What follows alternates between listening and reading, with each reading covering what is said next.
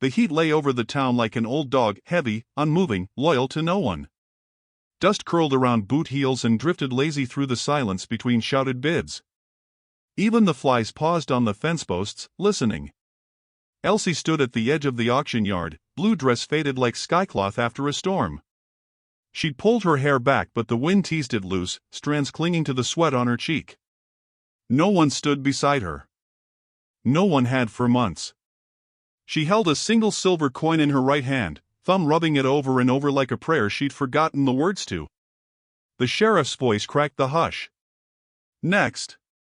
His boots thudded up the platform, dragging behind him something that made the crowd murmur. Not a thing, a man. Tall. Bare-chested. His arms bound, a burlap sack pulled tight over his head. Ankles chained, the rust clinking like wind chimes in a haunted house. Now this here, the sheriff drawled, drawing out the pause like a hangman's breath, is a savage caught near Red Elk Ridge. Half Comanche, half monster by some reckonin'. Name don't matter much. The crowd tensed. Mothers pulled their children closer. One man spat into the dirt. Elsie blinked. Just once. The sack moved slightly with the man's breath. He didn't resist. Didn't flinch. Didn't beg. Bidding starts at $1. The sheriff chuckled. Though I imagine that's still too steep for this particular breed. Nobody moved. A silence spread, thick and slick like oil. Folks shifted, murmured. One woman whispered, "It's wrong, even for him," but didn't say it loud enough to matter. The man didn't speak. He stood taller than anyone else there, muscles lean as fence wire, but calm. Not beaten, just waiting. Then Elsie stepped forward. It wasn't a march, not even a walk. More a drift. Like something inside her had given up trying to be good or proper or understood, and had simply decided to move. She held out her hand, palm up. The coin gleamed once in the sun, then settled into the sheriff's palm with a sound quieter than a heartbeat. "I'll take him," she said. The crowd gasped. Then the gossip started. "She's cracked always was since John died. She's cursed, that one. She wants to die in her sleep, I guess. Or worse." But Elsie didn't look at them. Her voice had been calm, not loud, not soft. Just steady. She looked at the sheriff, and then at the man, who still said nothing. "Unchain him," she said. The sheriff squinted. "Now, ma'am, he's under restraint for good reason. You sold him. He's mine now." And with that, the chains clinked loose. The sack stayed on. He didn't remove it. Just turned, bare feet crunching dirt, and followed her down the plank. They walked through the square in silence. The world didn't cheer. No one offered congratulations. Someone laughed, sharp, cruel, but Elsie didn't flinch. The man's steps stayed even, calm. Like he'd walked through worse. Her house stood on the edge of town. Not far enough to forget the stairs, but far enough that the wind could blow different there. The porch creaked under her step. She gestured toward the barn. "You can sleep there," she said. Still, he said nothing. In the barn, light fell in shafts through old boards. The air smelled of straw and forgotten stories. She nodded toward the stall. He stepped inside. She reached up and, slowly, untied the knot at the base of the sack. He didn't move. The burlap slipped down. She didn't gasp or step back. His face was strong. High cheekbones. A long scar down the left jaw, like someone had tried to carve the silence out of him and failed. Eyes dark as winter rivers. He met her gaze, but not with aggression. It was a question, maybe. Or nothing at all. "I'll bring food," she said. And she left him there. Quiet. Whole. Watching. That night, she set a plate by the barn door. Beans, cornbread, a peach cut in halves. No thank you came. But the plate was empty come morning. She worked her land slow, same as always. Chickens fed, garden watered. The peach tree near the fence was dying, but she still tended it. Stubborn things, trees. She admired that. Each day, he worked. Never asked. Never lingered. Fixed the broken gate. Chopped the firewood without being told. Never came near her house, though. Not even the porch. He slept in the loft, she guessed. 3 days passed before he spoke. Why me? She turned toward the voice. He stood at the well, shirtless, bucket in hand. The question hovered in the heat like a ghost. Because no one else did, she said. That night, she sat on the porch, hands folded. He stood at the edge of the grass, like some wild dog not sure if it was allowed near the fire. She set the second chair beside hers and didn't speak. After a while, he sat. They didn't look at each other. Just watched the sun drop behind the hills, turning the dry fields into gold. On the 4th day, the storekeeper stopped her at the door. I ain't sellin' to you, he said. Not till that beast's gone. She didn't argue. Just turned around and walked home with nothing but her quiet. That night, she found a small wooden horse carved from pine left on her porch rail. No name, no note. It had a crooked leg, but stood anyway. She brought it inside and set it beside the lamp. In town, the whispers grew louder. She's living with it now. He'll kill her in her sleep. Some women ain't built for peace. On the 7th day, a preacher came. Knocked on her door, hat in hand. You need to repent, Miss Elsie, he said gently. Whatever you think you're doing, it isn't right. She looked at him and said nothing. Just closed the door, slow. When she turned, he was standing just beyond the window. Tohan. Watching. Not listening. Just watching. Later, she saw him by the fence, staring out at the peach tree. It was almost gone now, bark splitting, leaves few. She walked up beside him. It won't live, she said. Not anymore. He didn't reply. Then, softly, still worth watering. And he walked away. That night, she didn't set 2 chairs.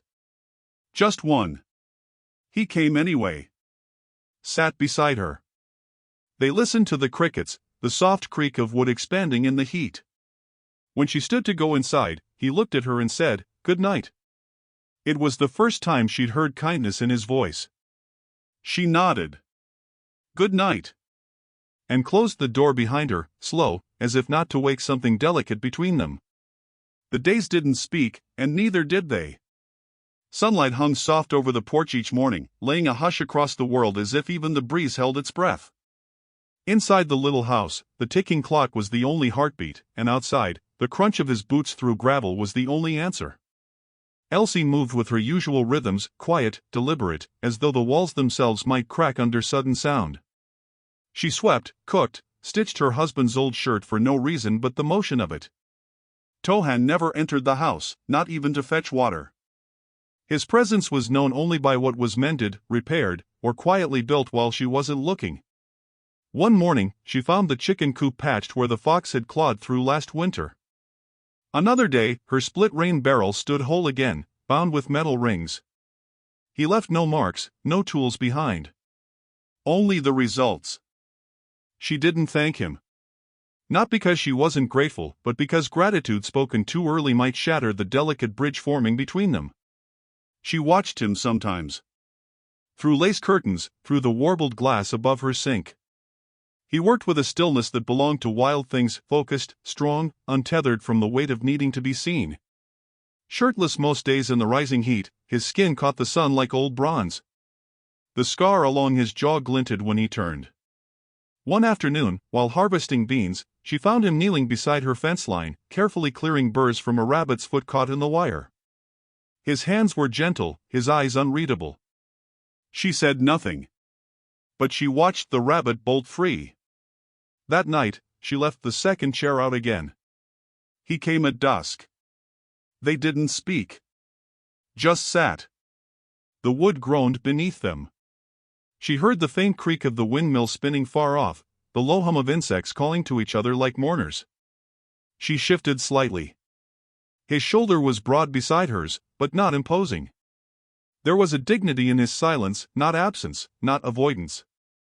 Just space. Her husband had never left space. His presence had filled the house like smoke, silent, bitter, clinging. He'd spoken little but judged much. Loved her the way someone might care for a well-tended mule, useful, obedient, silent. Tohan was different. His quiet did not require her to shrink. The next morning, she stepped outside and found a bench beneath the old oak tree, fresh-hewn, sturdy, smoothed at the edges. No words. No explanation. Just there. She ran her fingers along it, heart aching in some place long locked. Her husband had promised a porch swing and never delivered. Tohan had promised nothing and given her shade to sit under. The town hadn't softened. At the general store, the clerk refused to meet her eyes. When she asked for flour, he shook his head. "You want bread," he said, "you'll have to beg God, not me." Outside, two women crossed the street to avoid her. One whispered, "I heard she sleeps beside it now." Elsie returned home with her basket half empty and her head high. That evening, Tohan wasn't in the barn. She searched briefly, then found him by the creek behind the peach grove, his hands carving something from a small block of cedar. He didn't hide it. Just looked up and nodded once. "What are you making?" she asked, surprising herself. He held it out. A horse, again. This one smaller, more detailed. The mane caught in the wood's grain. The legs smoother. Its eyes seemed almost sorrowful. "For the little ones," he said. She blinked. "We don't have children." "I know," he said. The quiet that followed wasn't cold. It was heavy, like a blanket drawn close on a winter night. She took the carving and held it in her palm. "Thank you," she said. That night, she made 2 plates. One for herself. One for him. She placed them on the table by the window, lit the oil lamp, and waited. After some minutes, he appeared in the doorway. Paused. She nodded once. Just this once. He stepped inside. His boots were dusty. His shirt freshly laundered, he must have cleaned it in the creek. He stood tall in the corner before finally lowering himself across from her. They ate in silence. But it was warm. Afterward, she poured tea. His fingers brushed hers, just briefly, when reaching for the tin cup. She didn't pull back. Later, when the lamp dimmed and the world fell into that soft space between night and morning, she walked with him to the barn. At the threshold, she turned. "I never learned your name." "Not really." He looked at her. The moonlight caught the edge of his face, the old scar. "Tohan," he said. "Does it mean anything?" He nodded once. "It means seedling." She smiled, just slightly. "Seems fitting." He turned then, disappeared into the hayloft. But that name stayed with her all night. Tohan. A beginning. 3 days later, the preacher came again. This time with the sheriff. They stood on her porch, hats in hand, boots scuffing her boards. "You're giving the town a bad name, Miss Elsie," the preacher said. The sheriff nodded. "There's concern. About safety. About decency." Elsie folded her arms. "He's done nothing." "He's Comanche," the sheriff said plainly, as if that alone was proof. Elsie looked them both in the eye. "You sold him." The preacher colored. "That was charity." "No," she said, voice like stone, "that was shame dressed up as a sermon." They left after that. No threats. But the message was clear. She was on her own. That night, she found her gate splintered. Someone had carved into it with a blade 3 crude letters, WIT. It didn't take much to know what came next. She didn't cry. She took the knife from the drawer and cut the gate clean, removing the letters without a word. Tohan watched from the tree line. His eyes glowed like coals in the dark. He didn't speak. Just stood like a sentinel. The next morning, she found the fence repaired. Tighter. Reinforced. A gesture. That was all. But sometimes, a gesture could be louder than a war cry. On the seventh day, it rained. Not a storm, just a soft, steady hush from the heavens. She stood on the porch in her shawl and watched the fields drink. He appeared beside her, neither of them speaking. Water dripped from his hair. She offered the edge of her shawl. He didn't take it, but he didn't move away either. Her hand brushed his.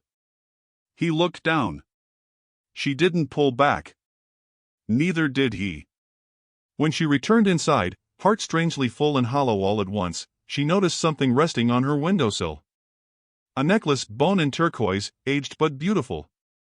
Hand-strung. It must have been his mother's. She held it in both hands. And for the first time in months, she let herself cry. Not for her husband. Not for the town. But for the strange, wordless thing blooming between silence and summer. They called it indecent before they called it anything else. Before the slurs, before the rumors, before the preacher's voice cracked from the pulpit like a whip on Sunday morning, they called it what no woman in that town wanted stitched to her name. Not murderer. Not witch. But indecent. It started with a child. A boy of 7, red-faced and slipping near the river where the mud turned slick underfoot. He'd chased a runaway boot down the bank and tumbled in. His screams barely reached the road. No one heard them except Tohan.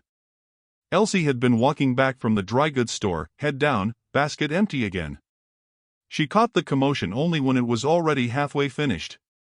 Tohan burst from the trees like a storm cloud with legs, leapt into the current without hesitation. The child vanished beneath the froth. Then surfaced in Tohan's arms. He hauled him out, coughing, cold, water pouring from the boy's nose and mouth. The mother, Sarah Talbot, came running just in time to see her boy limp but breathing in the arms of the man she'd once called a danger to daylight. The boy clung to him like he was the last post in a flood. Tohan passed him over and walked away without a word. No one thanked him. Elsie watched it all from the hill, heart full and sore. But as she approached the crowd, she heard it sharp, low, then louder. He pushed him in. Did you see it? He was crouching by the water earlier. A lie is like a spark on dry prairie. It spreads quick and cruel. By nightfall, they weren't calling him hero. They were calling him trickster. Devil's blood. Savage. Elsie lit a lantern and sat by the porch. Her hands trembled. He didn't come to the bench. When she found him later, he was by the shed, hands bloodied from splitting logs barehanded. The axe leaned untouched against the wall. You should have let him drown, he muttered. She moved to him. Quiet, steady. You don't mean that. He looked up. I don't care what they believe. But you shouldn't have to carry this. She reached for his hand, took it in hers despite the cuts.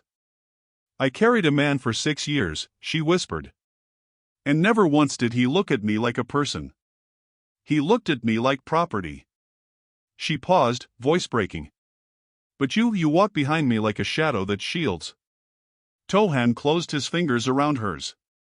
You saved him, she said. That matters. He didn't reply. But he didn't let go either. In town, the preacher's sermons grew louder, though his words never named them directly. Only hinted, thick with vinegar. A woman must keep her home pure. Her company proper. Her allegiance clear before God. Some nodded. Some looked away.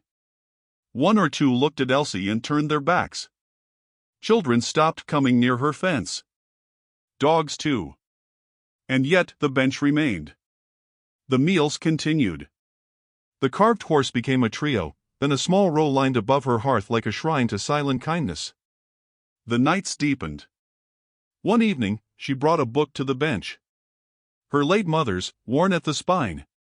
Psalms and folk wisdom written in ink faded to water gray. She opened it beside him and began to read. Not to him. Not for him. Just, aloud. To the wind. To herself. But he stayed. Each night she read. Some nights just a page. Some nights only a sentence. Her voice low and unsure at first, but growing steady. He began carving again. This time, birds. I like how they wait, he said, one evening. They don't demand the sky. They just live under it until it's time. She closed the book gently. You're not what they say. He looked down. Does it matter? She stood. It matters to me. That night, someone threw a rock through her window. The crash shattered the hush of midnight.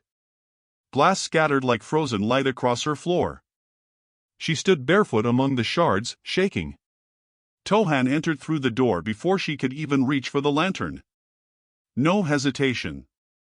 No knock. His presence filled the room, but never threatened it. He moved to the window, peered into the darkness, then quietly picked up each piece of glass with his bare hands. She fetched a towel, pressed it into his palms when blood began to show. When he looked at her, she didn't flinch. This is getting worse, he said. I know. They'll come for you. I know. He turned to the door. Where are you going? To fix it. And he did. With wood from her old shed, framed and sealed before dawn. The sun rose on a windowless window, but the light still came through the cracks. She made him coffee that morning. Strong. Bitter. Just how she imagined he'd take it. He drank it slowly, standing near the new frame. They think you're mine, he said. Her breath caught. I'm not, he added quickly. Not unless. She stepped closer, heart thunder against her ribs. I'm not afraid of what they think. He looked at her, eyes unreadable but full. Then turned back to the window. Outside, the peach tree had died overnight. No fruit. No leaves. Just brittle arms raised to the sky like a prayer unanswered. That evening, she buried it. He helped dig the hole. No words. Just sweat and silence and the dull thud of spade against root. When it was done, she laid a bundle of its fallen blossoms in the dirt. He touched her shoulder. You loved it, he said. I don't know why, she whispered. Because it stayed. That night, they sat closer on the bench. Her knee brushed his. A small touch, but she didn't move it away. The town grew quieter around them. Not peaceful, just colder. Distance carried in glances, in withheld greetings, in wagons that turned around rather than passed their lane. One Sunday, Elsie rode into town alone. Needed flour. Needed salt. She entered the store, chin high. The clerk met her with narrowed eyes. Store's closed for you. She waited. I'll pay double. You'll pay with your soul, more like. She turned and left without another word. But her hands trembled all the way home. Tohan met her at the gate. Said nothing, just took the reins. That night, he lit the fire. She made stew. They ate together. And when the lantern guttered and the crickets returned to the silence, she reached across the table and took his hand. Calloused. Warm. He looked up. She didn't speak. Didn't need to. The house held them like a breath held in a chest too long, quiet, aching, and waiting. It happened on the hottest night of the year when even the coyotes didn't howl and the stars burned like warning lights in the velvet black. The wind carried no coolness, only the scent of dry grass and something sharper beneath it, like kerosene. Elsie awoke to the sound of crackling, not near but insistent. Not the stove. Not the lantern. She sat up. Then came the smoke. Bitter. Acrid. Wrong. She ran barefoot to the porch. The barn was burning. Flames danced along the rafters like devils rejoicing, wild and hungry. Sparks leapt into the night sky, catching the old hay like it had been waiting its whole life to burn. Tohan, she shouted into the heat. He burst from the shadows already moving, shirtless, axe in hand, face lit by firelight. Not afraid. Just awake. Just alive.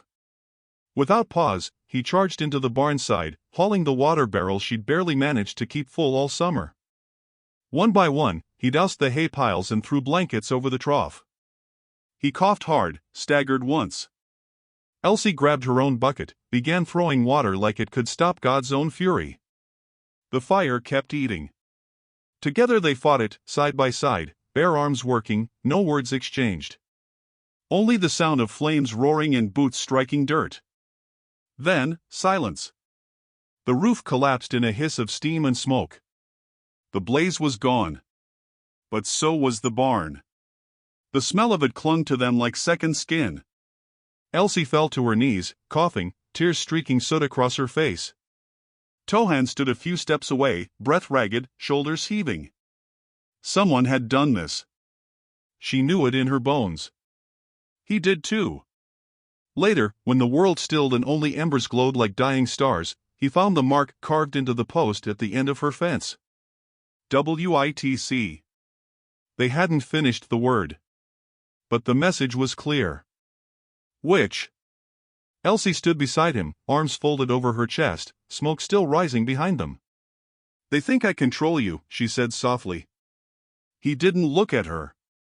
They think you don't belong to anyone. The words sliced through her like a hidden blade. I won't leave, she whispered. He nodded. I didn't think you would. The next morning, she found him repairing what little he could. His hands wrapped in linen. His body scorched in patches, but he moved as if the pain belonged to someone else. He rebuilt the gate first. Then the trough. Then the charred edge of the chicken coop. She brought him water and stood in the doorway. They'll do it again, she said. He nodded once. Let them. That evening, they didn't sit on the bench. They sat in silence beside the blackened ruin, oil lamp between them, fireflies blinking like shy witnesses. I dreamed of this place once, he said suddenly. Before I was taken. Before the soldiers came. She turned toward him, surprised. I dreamed of a home, he said. Not a big one. Just a quiet one. A field. A tree. A woman who didn't flinch. She held her breath. I thought maybe it was just a dream. Maybe the kind the dying get. His eyes found hers. But now I don't think it was. The wind picked up, stirring ash into the air. It drifted like snow that had forgotten how to be beautiful. He stood slowly and walked to the well, filled a bucket, and poured water along the edge of the fence where the mark had been carved. He scrubbed it clean with his bare hands, as if to say, not in this house. Not on this wood. Not anymore. That night, the stars came back. She left the door open. He didn't come inside. But in the morning, she found something left for her on the porch rail, an old necklace, turquoise and carved bone strung together with rawhide, polished smooth from years of wear. His mother's, she guessed. She pressed it to her chest and didn't cry. Not this time. 3 days passed with no sign of the town. No riders. No visitors. The silence was worse than the fire.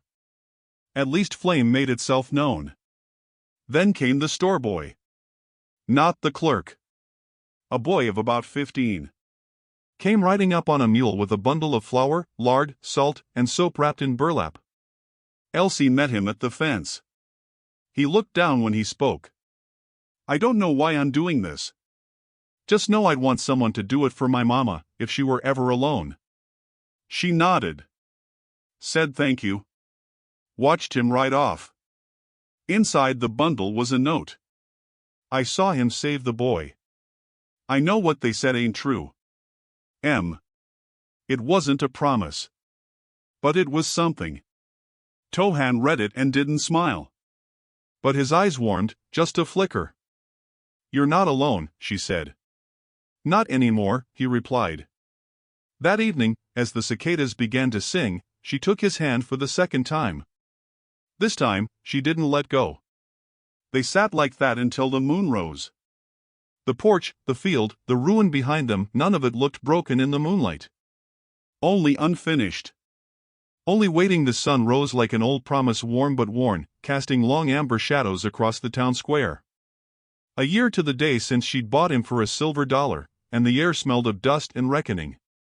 Elsie stood beside Tohan beneath the clock tower, her blue shawl tucked firm around her shoulders. She had braided her hair, like her mother used to before funerals or storms. The townsfolk stared. Some openly. Some with the uneasy shame of those who have judged too long and too loud. No one had spoken to her as they passed. No one had to. The new auction post was built rougher than the last, no polish, just plank and rope. The preacher stood tall beside it, face set in some God-shaped scowl. The sheriff stood too, adjusting his badge like it meant something today. At the base of the platform stood a girl young, no older than 12.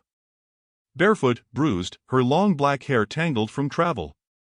She looked out with the quiet rage of someone who'd already survived too much. Elsie's throat tightened. She's Comanche. Tohan's jaw flexed. She's a child. The sheriff cleared his throat. This one's wild. Found stealin' chickens from Widow Talbot's coop. Claims she's got no people. We're auctioning her off to a safe home. Murmurs rolled through the crowd like uneasy wind. No home should begin at a post, Tohan said. No one replied. The preacher raised his hand. Bidding starts at $2. Do I hear two? The crowd shuffled. Looked down. Waited to see who'd step into sin first. Elsie stepped forward. I'll take her. The square went quiet. The preacher frowned. You? After what you've brought on this town? I've brought nothing but shelter, Elsie said. And I'll do it again. She's not yours to claim, the sheriff growled. Elsie looked at the girl. Then at the crowd. You sold a man like an ox, she said. You watched a barn burn and blamed the flame on the wood. You carved hate into my fence and called it holy. Her voice didn't shake. I didn't flinch then. I won't now. Tohan stepped beside her, tall as a tree that had weathered more storms than most roofs. She gave me back my name, he said, voice like earth. And my breath. If there's any good left in this place, it's because she planted it. The preacher narrowed his eyes. You don't get to preach here. Tohan stepped forward. Then I'll fight. The sheriff's hand went to his gun. Careful. Elsie's voice cut through. You already pulled that weapon once this year. On a man who hadn't spoken. Now he speaks, and you fear his truth more than you ever feared his silence. A boy near the back, Mason, the store boy, lifted his chin. He saved my cousin. I saw it. They all lied. Sarah Talbot turned. Mason, hush. I won't, he said. It was me who sent the food. He ain't who they say. Another voice, Mrs. Griffin, who never spoke much. My late husband was more savage than that man ever was. Then another. Then another. Whispers of doubt turning into the rustle of awakening. The preacher's voice cracked, but his sermon was already over. The crowd stepped back. Not all. Not loud. But enough. Tohan walked to the platform. Bent down. Untied the girl's wrist. She looked up at him with the wide, guarded eyes of someone who had stopped hoping. You're free, he said. Her lip quivered. Where do I go? Elsie knelt. Home. If you want. The girl nodded. Just once. No crowd cheered. No hat was raised. But something shifted. A silence not born of shame, but of reverence. Later, they walked the road home. The girl between them. No horses, just steps and dust and the sound of crickets warming for the dusk. When they reached the porch, Elsie opened the door. Inside, the table had 3 plates. She lit the lamp as the girl sat down. Her shoulders loosened as the soup steam rose like prayer. Tohan moved beside Elsie. Reached for her hand. Their fingers met. Outside, the world kept turning, same as always. Dust settled on roads. Gossip faded into chores. But in that little house on the edge of judgment, something holy had rooted. That night, when the girl was asleep, curled in the quilt Elsie had stitched by firelight, the two of them sat outside. The sky stretched dark and wide above them, stars dripping through it like ink and water. Elsie looked at Tohan. His eyes were tired, full of firelight and memory. "I didn't think I'd feel peace again," she said. He brushed a thumb along her jaw. "You didn't find peace," he said. "You made it." She leaned into him, forehead to his chest. Then kissed him. Slow, reverent. Not out of hunger or desperation, but out of truth. When they parted, her voice was barely a breath. "I never bought you." "No," he said. "You saw me." And in the stillness that followed, there was no need for more. Just the sound of leaves rustling like old pages. Just the porch creaking beneath the weight of two people who'd learned the cost of dignity and paid it in full. Maybe it started with $1. Maybe it started with a name. But what matters most is how it ended, with a woman who chose to stay when the world told her to run, and a man who gave her back her own silence in the shape of strength. So if you ever find yourself unwanted, named wrong, sold short, remember this: not every home has a porch. But every heart can build one. And not every fire destroys. Some burn just enough to show you what's worth rebuilding.